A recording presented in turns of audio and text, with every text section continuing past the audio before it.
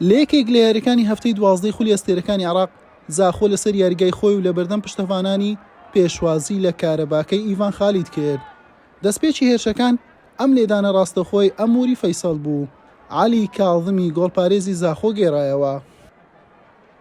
مەحموود خەلیلیش وەک پێویست سوودی لەم دەرفەتە وەرنەگرت. زاخۆ بەم لێدانە سەرا وەڵامی کارەبای میوانی دایەوە.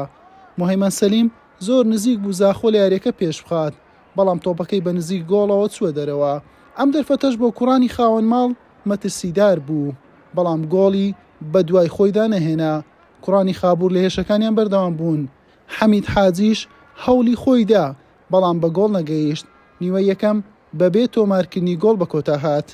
لە نیوەی دووەم هەرزوو ئەم دەرفەتە بۆ ئەموری فەیسەڵی لاوڕێک کەوت، بە ئاسانی چواندی.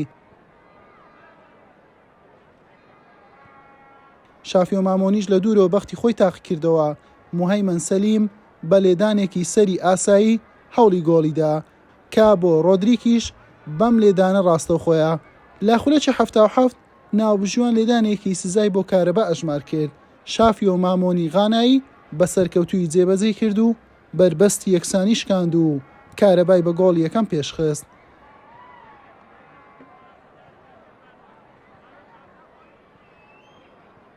سەفین مەنسوور بەم لێدانە هەوڵی گۆڵ یەکسانیدا. ئەحمەد نازمیش دەرفەتێکی ئاسانی لەدەستدا.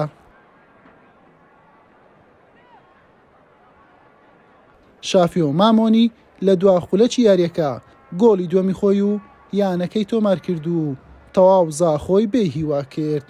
بەم شێوەیە زاخۆ بە 18 خاڵ لە خانەی شەشەم دەبیندرێت و کارەباش بە 16 خاڵ هەڵکشایە خانەی دێمی ڕیزبەندی.